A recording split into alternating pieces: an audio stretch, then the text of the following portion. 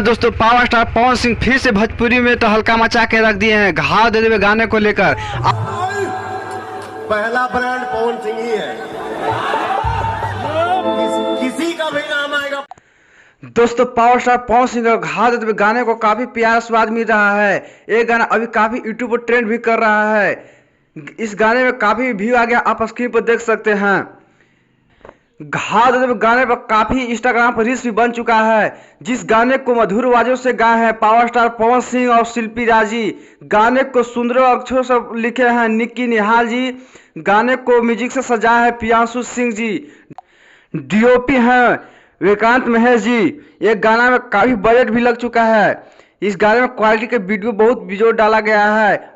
इस गाने लखनऊ में शूट किया गया है। अगर आप मेरे चैनल पर अभी सब्सक्राइब नहीं किए हैं आर्या न्यूज भोजपुरी को, तो सब्सक्राइब करना ना भूले। अगर आप पवन सिंह एक तरफा प्यार करते हैं तो लाइक, सब्सक्राइब और शेयर करना ना भूले।